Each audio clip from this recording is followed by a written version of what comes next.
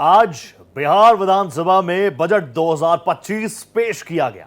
बिहार के deputy CM और वित्त मंत्री सम्राट चौधरी ने बिहार में अब तक का सबसे बड़े आकार का बजट पेश किया। 3,17,000 करोड़ का यह बजट रहा। बजट भाषण में उन्होंने कहा कि बिहार के बजट में इस बार जबरदस्त वृद्धि हुई है। तो वहीं बिहार विधानसभा में विपक्ष ने जमकर बवाल भी किया। सरकार के रवैये से नाराज विपक्षी विधायकों ने सदन से वॉकआउट कर दिया। अपनी मांगों को लेकर सरकार के खिलाफ जोरदार नारेबाजी की।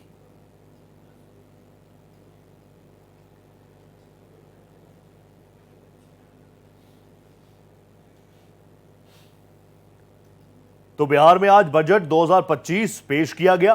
सम्राट चौधरी ने यह बजट रखा, तस्वीरें आपके सामने। और इस बार का बजट सबसे अधिक बजट, पिछले बजट से 38,000 करोड़ रुपए ज्यादा का यह बजट, और प्रावधान भी इसमें शानदार तरीके से किए गए हैं। क्योंकि आप जानते हैं बिहार में विधानसभा चुनाव भी है, तो इस बजट में वो झलकियां भी नजर आई। आधी आबादी को हर कोई साध रहा है। अब तक जितने भी इलेक्शंस आपने देखे उसमें आधी आबादी बहुत बड़ा विनिंग फैक्टर रही है। तो यहां पर महिलाओं के लिए जिम से लेकर स्टूडेंट्स के लिए, क्योंकि बिहार में आपने देखा होगा पिछले कुछ वक्त में स्टूडेंट्स के अंदर काफी ज्यादा असंतोष, सड़कों पर भी वो उतरे। एक तरफ सरकार कह रही है कि अब तक का सबसे जबरदस्त बजट है। क्या कुछ खास है इस बजट में? बिहार के लिए बड़े ऐलान क्या रहे वो देखिए। पूर्णिया एयरपोर्ट 3 महीने में शुरू होगा। राजगीर, सुल्तानपुर, रक्सौल में भी एयरपोर्ट होंगे। प्रदेश में 7 छोटे हवाई अड्डों का भी निर्माण किया जाएगा। ग्रामीण सड़कों के निर्माण पर 17,000 करोड़ रुपए खर्च होंगे। महिला हाट खोले जाएंगे राजधानी पटना में। इसके अलावा वेंडिंग जोन्स में भी महिलाओं के लिए अलग से चीजें रखी जाएंगी। गरीब कन्याओं के विवाह में मंडप निर्माण किया जाएगा। आधुनिक बस स्टैंड्स विकास किए जाएंगे। पूसा में गुड़ के लिए सेंटर ऑफ एक्सीलेंस खोला जाएगा। ये ऐसे इंपॉर्टेंट अनाउंसमेंट रही जो आने वाले वक्त में वाकई बहुत बड़ा हो सकती है। इसके अलावा PPP मोड पर मेडिकल कॉलेजेस खोले जाएंगे। बेगूसराय में कैंसर अस्पताल का वादा। प्री मैट्रिक छात्रवृत्ति दोगुनी की जाएगी, उसके लिए बजट में अलग से आवंटन।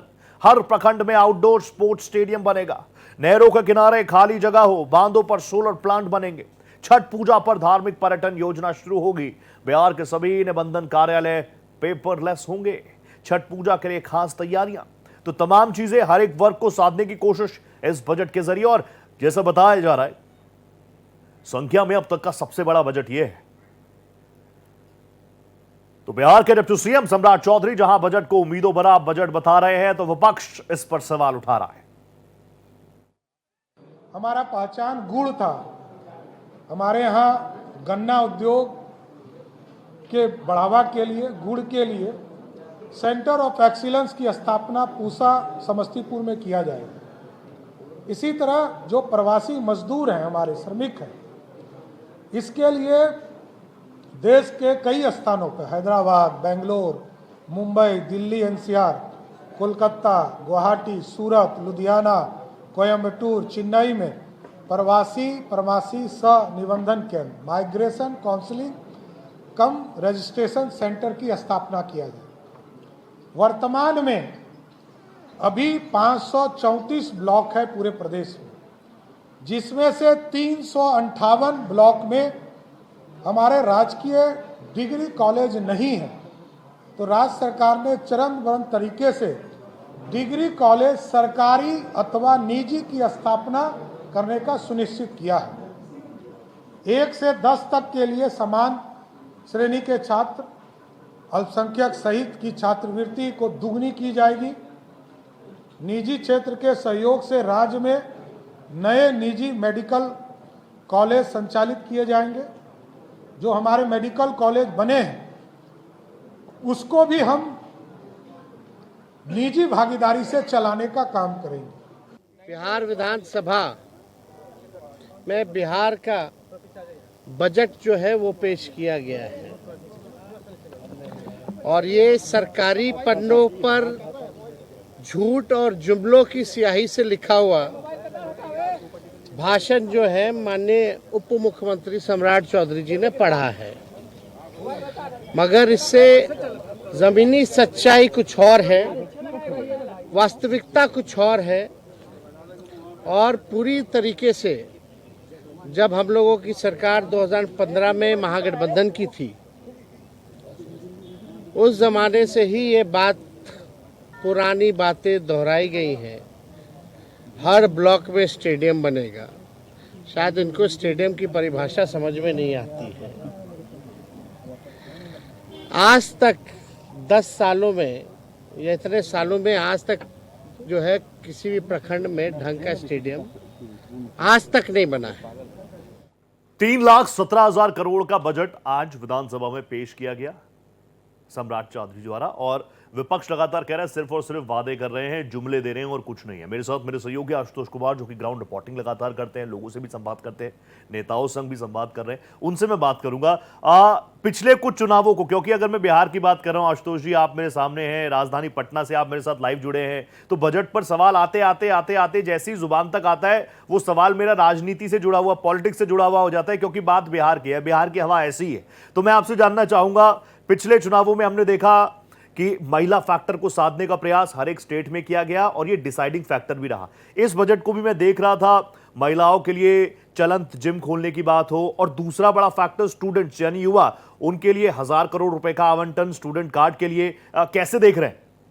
देखिए, इसको इस परिप्रेक्ष्य में देखने की जरूरत है कि मुख्यमंत्री नीतीश कुमार ने प्रगति यात्रा के जरिए बिहार के तमाम जिलों में जाकर कुछ न कुछ सौगातें दी, उसको कैबिनेट से अप्रूवल मिला और फाइनली उसके राशि आवंटन को आधार बनाकर इस बजट में प्रावधान किया गया है। तो कहीं न कहीं नीतीश कुमार ने बिहार के जिन जिन जिलों में प्रगति यात्रा के जरिए लोगों को सौगात दी थी, उसको ये अमली जामा पहनाने का फाइनल स्वरूप था, जिसे बजट में प्रस्तावित किया गया है। तो आप समझ सकते हैं कि जनता का नब्ज टटोलते हुए बिहार के मुख्यमंत्री नीतीश कुमार तमाम जिलों में एक तरह से कहें प्रगति यात्रा के जरिए संदेश दिया था, उसका फाइनल स्वरूप ये बजट है।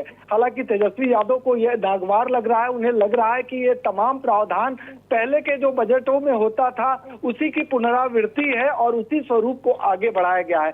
जो आर्थिक जानकार हैं उनका स्पष्ट रूप से मानना है कि मुख्यमंत्री ने चुनावी साल को ध्यान में रखते हुए, लोगों के हितों को ध्यान में रखते हुए इस बजट में प्रावधान किया है और इसी का फायदा वो चुनाव में लेने का प्रयास करेंगे। तो तेजस्वी यादव नेता प्रतिपक्ष है, ऐसी स्थिति में उन्हें बोलने का पूरा हक है, और वो जिस अंदाज में सवाल खड़े कर रहे हैं और साफ साफ कह रहे हैं कि कल वो अपने भाषण के दौरान वो तमाम मुद्दों को भी उठाएंगे, मतलब साफ है कि कहीं न कहीं तेजस्वी यादव को लग रहा है कि नीतीश कुमार ने अपने प्रगति यात्रा के जरिए जो वादे किए थे उसको अमली जामा पहनाने में कामयाब रहे हैं। लेकिन बिहार के तमाम इलाकों की बात करें, सुदूर इलाकों में अगर हम अररिया, पूर्णिया, मधेपुरा जैसे इलाकों की बात करें तो वहां के लिए भी प्रावधान है, और ये सबसे सुखद मान रही है राज्य सरकार, और मान रही है कि इससे सुदूर गांव देहात का विकास और यहां से होगा। ये इमेज भी क्लियर करने की कोशिश है कि भैया सुशासन बाबू एक जगह नहीं, सिर्फ राजधानी की बात नहीं करते, पूरे बिहार में उनकी प्रगति यात्रा और पूरे बिहार की प्रगति हो, ये उनकी मंशा है। आशुतोष जी प्लीज आप मेरे साथ बने रहिएगा, आगे भी मैं आपसे संवाद करूंगा। इस बीच अपने दर्शकों को बता दूं कि बिहार में बजट के बीच विपक्ष ने जोरदार बवाल काटा, वेल तक पहुंच गए विधायक, विपक्ष ने जमकर नारेबाजी की। इसके बाद विधायक सदन से वॉकआउट कर गए। विपक्ष कई मुद्दों को लेकर विरोध व्यक्त कर रहा था, सदन के बाहर भी विपक्ष का हंगामा जारी रहा। बिहार विधानसभा के मेन गेट पर विपक्षी विधायकों ने हाथों में बैनर पोस्टर लिए जमकर आक्रोश व्यक्त किया। पूर्व सीएम और विधान परिषद में नेता प्रतिपक्ष राबड़ी देवी इस प्रदर्शन में काफी एक्टिव नजर आई। उनके हाथों में जो पोस्टर था उसमें लिखा हुआ था, विधवा पेंशन राशि 400 से बढ़ाकर 1500 रुपए प्रतिमाह कीजिए। सदन के अंदर विपक्ष ने कब्रिस्तान घेराबंदी का मुद्दा भी जोरों शोरों से उठाया। आशुतोष जी लगातार मेरे साथ बने हुए हैं। आशुतोष जी, ये सुखबुगाहट, ये आहट क्या आने वाले चुनावों के लिए ये है? राबड़ी देवी जी भी काफी एक्टिव नजर आई। तेजस्वी यादव कह रहे हैं कि रटी रटाई पुरानी बातों को सिर्फ रिपीट किया है सम्राट चौधरी ने। देखिए, राबड़ी देवी अपने बेटे की बातों को आगे बढ़ा रही थी, क्योंकि तेजस्वी यादव 3 महत्वपूर्ण मसलों के साथ आगे बढ़ रहे हैं, जिसमें रोजगार, युवा और लॉ एंड ऑर्डर एक अहम मुद्दा है। और इन तीनों मुद्दों के जरिए इस बार के चुनावी वैतरणी पार करना चाहते हैं। जहां तक लॉ एंड ऑर्डर की बात करें तो जब जब चुनाव आते हैं, एनडीए के नेता उनके पिता के 15 साल को याद दिला के चुनाव जीत जाते हैं। तो इस बार तेजस्वी यादव ने इनिशियल स्टेज से लॉ एंड ऑर्डर को पकड़ रखा है। दूसरा अहम मुद्दा रोजगार है, जिसका वो हवाला बार बार दे रहे हैं कि हम उप मुख्यमंत्री थे तो बिहार में लोगों को नौकरियां मिली। इसके जवाब में एनडीए के नेता साफ तौर पे कह रहे हैं कि नीतीश कुमार के नेतृत्व में नौकरियां मिली। जहां तक युवाओं की बात करें तो युवाओं में एक मैसेज देने का प्रयास तेजस्वी यादव कर रहे हैं कि नीतीश कुमार अधिकारियों से घिर गए हैं उनके कुछ चुनिंदे लोगों के द्वारा सरकार चलाई जा रही है। ऐसी स्थिति में युवाओं को साथ आना चाहिए। तो युवाओं के लिए भी कई तरह के प्रावधान किए गए हैं, खास करके स्टूडेंट क्रेडिट कार्ड के जरिए लोन देने की बात करें, स्कॉलरशिप की बात करें, कई विद्यालय खोलने की बात करें, ऐसे कई प्रावधान हैं। नीतीश कुमार तेजस्वी यादव के उन सवालों का जवाब अपने अंदाज में देते हैं, यानी तेजस्वी यादव जिन मुद्दों को उठाते हैं और जो मांग करते हैं वो सीधा जवाब तेजस्वी यादव नहीं देते हैं। उनकी ये कोशिश होती है कि कम से कम हम अपने अंदाज में जनता के उन मांगों को रखें जो जनता चाहती है। जी ऑब्वियसली आशुतोष जी, ग्राउंड पर एक बार फिर से मैं चाहूंगा, लेकिन आगे जुड़कर मैं आपसे वो सवाल जरूर करूंगा क्योंकि जनता जनार्दन है। फिलहाल बहुत शुक्रिया, लगातार आप ये इनसाइट्स मेरे साथ साझा कर रहे हैं, बहुत धन्यवाद।